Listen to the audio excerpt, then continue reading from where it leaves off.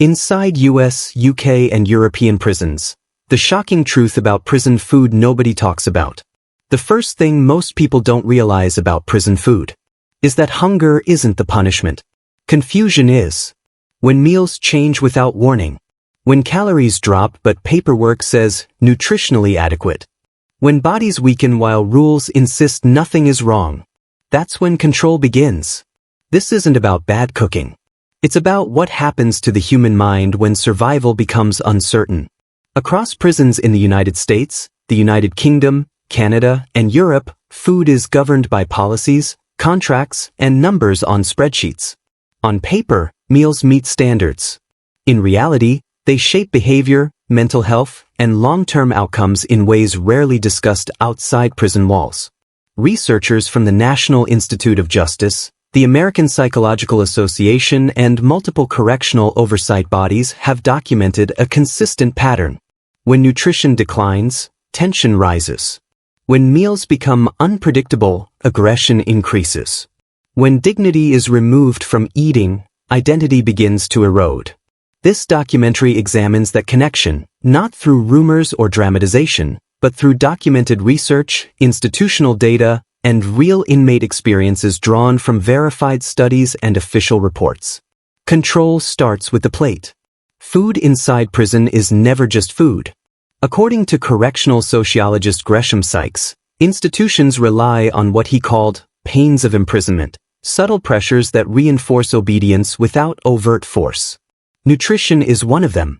In California state prisons, the California Department of Corrections and Rehabilitation, CDCR, sets daily calorie minimums that technically comply with legal requirements. But reports analyzed by the NIJ show that meals often fall short in protein consistency, fresh produce availability, and caloric distribution across the day. Former inmates interviewed in institutional studies describe the same pattern. Breakfasts that feel incomplete. Lunches that spike hunger instead of satisfying it. Dinners that arrive early, leaving long overnight gaps. This pattern matters psychologically. Research summarized by the American Psychological Association shows that chronic low-level hunger does not simply make people tired, it increases irritability, reduces impulse control, and narrows decision-making. Inmates don't become violent because they're hungry. They become volatile because their bodies are constantly preparing for scarcity. One documented case from a Midwestern correctional facility, analyzed through data connected to the Chicago Crime Lab, showed a measurable rise in disciplinary infractions during periods when food service contracts changed suppliers, despite no formal reduction in calorie counts. The numbers stayed the same. The behavior didn't. But because the human brain responds not to policy, but to experience. Psychologist Craig Haney, whose work on institutionalization is cited by the APA, explains that when basic needs feel unstable, individuals shift into a survival mindset. Trust erodes. Social bonds weaken. Minor conflicts escalate faster. Food becomes currency. Commissary becomes power. Meals become moments of tension rather than relief. And once that shift happens, the institution doesn't need to enforce control as aggressively. The environment does it automatically. But this is only the surface. Because the psychological impact doesn't stop at hunger. It reshapes identity, memory, and behavior long after release. How scarcity rewires the prison mind. Hunger inside prison does something subtle. It doesn't scream. It whispers. According to longitudinal studies reviewed by the National Institute of Justice, prolonged exposure to scarcity conditions, even mild ones, leads individuals to reorganize their mental priorities. Long-term goals fade. Short-term survival becomes dominant. This shift is not a character flaw. It's a neurological response. Psychological research cited by the American Psychological Association shows that when the brain perceives ongoing deprivation, it reallocates cognitive resources. Attention narrows. Risk assessment changes. Emotional regulation weakens. In prison, that process accelerates. Sociologist John Irwin, whose work on inmate adaptation remains foundational, documented how incarcerated individuals gradually stop thinking in terms of weeks or months. Time compresses. Days are measured by meals, not calendars. When meals feel insufficient or inconsistent, the day itself becomes unstable. Former inmates interviewed in state-level correctional research described this transformation with striking similarity, even when they were held in different facilities, decades apart. They speak of constant mental calculations about food access, heightened awareness of others' portions, increased suspicion during mealtimes, a growing sense that rules exist to deceive rather than protect. None of these behaviors are disciplinary violations, but together, they form what Haney identified as institutional adaptation, a psychological reshaping where normal social trust is replaced by defensive vigilance. One nonfiction case referenced in NIJ-supported prison adjustment studies involved an inmate serving a medium-length sentence who had no history of violence.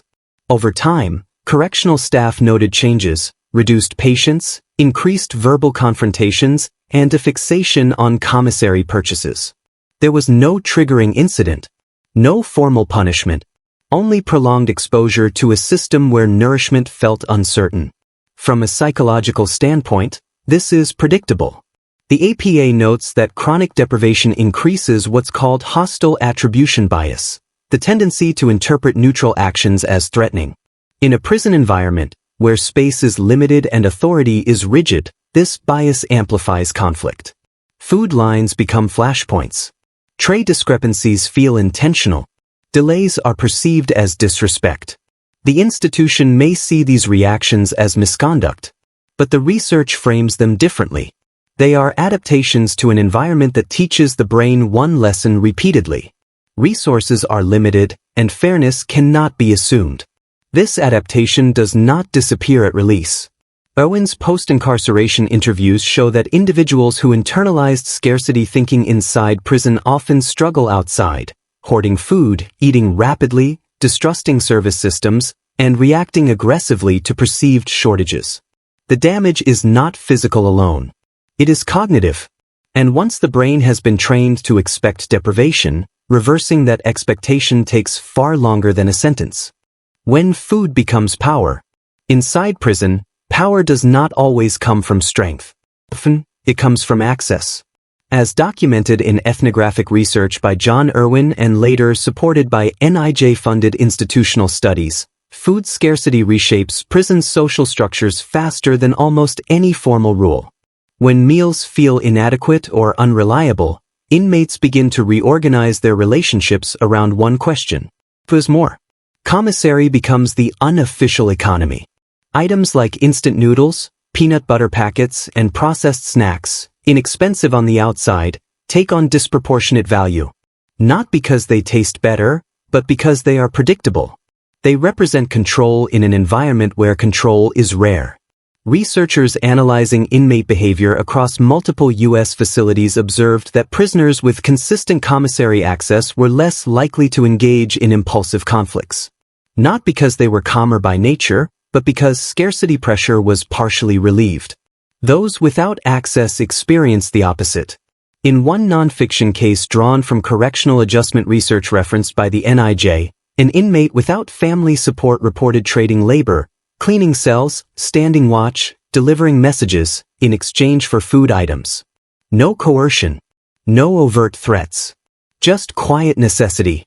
This is how informal hierarchies form.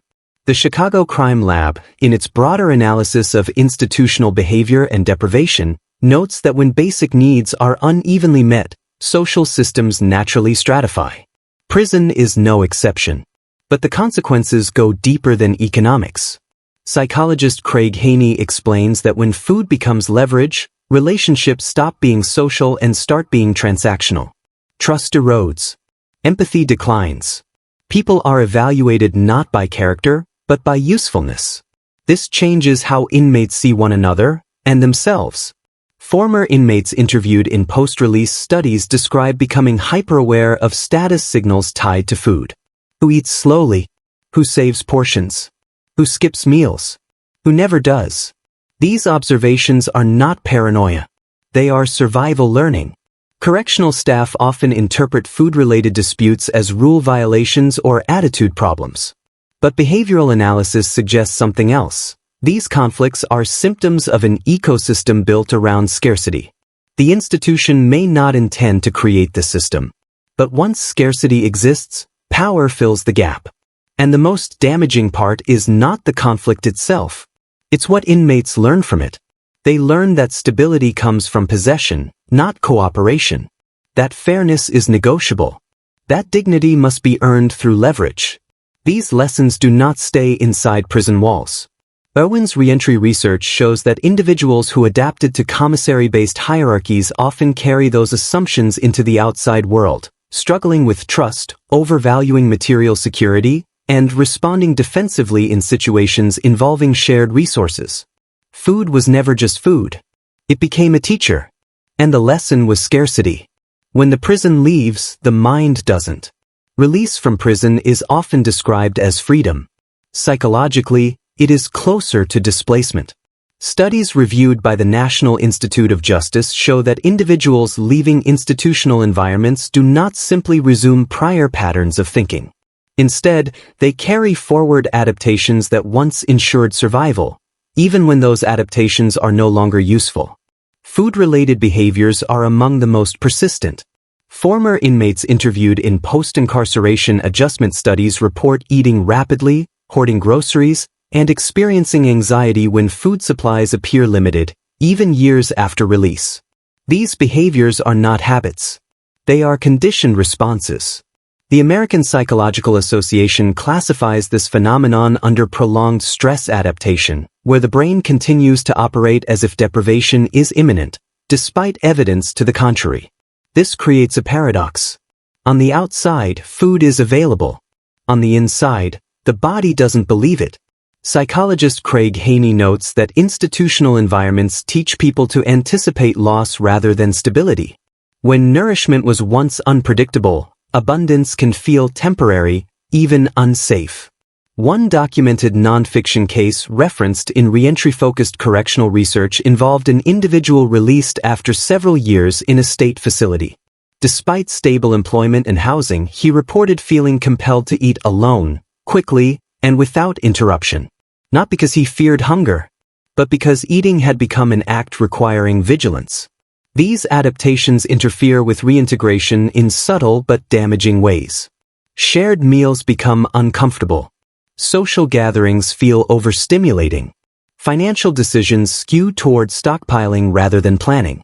According to longitudinal studies cited by the NIJ, these patterns correlate with increased stress, strained relationships, and difficulty maintaining routines, all risk factors associated with recidivism.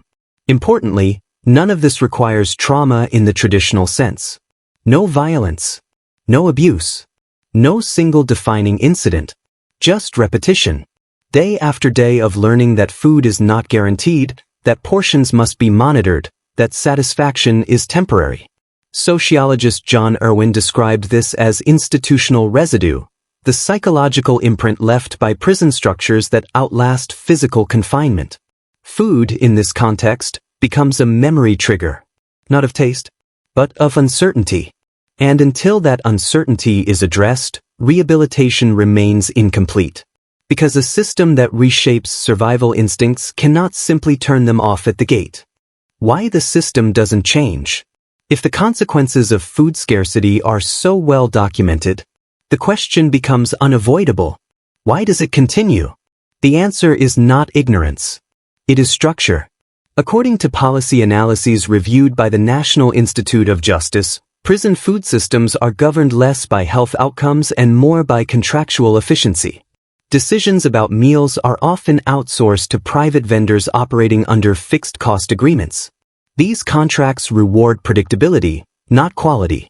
Calories are easier to measure than nutrition. Compliance is easier to document than well-being. And psychological impact is rarely tracked at all.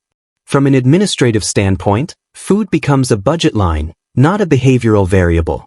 The California Department of Corrections and Rehabilitation, CDCR, like many large systems, relies on standardized meal frameworks designed to meet legal minimums. As long as those benchmarks are met, broader consequences fall outside formal accountability. This creates what researchers call a compliance trap.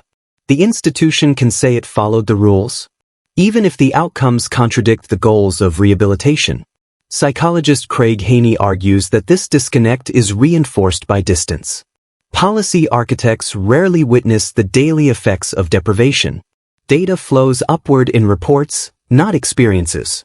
Meanwhile, the people most affected, inmates, have the least institutional voice. Sociologist John Irwin noted that prison reforms tend to focus on visible crises: overcrowding, violence, staffing shortages. Food rarely qualifies, because its damage is incremental, not explosive. There are no immediate headlines when nutrition declines slightly. No emergency declarations when meals lose consistency.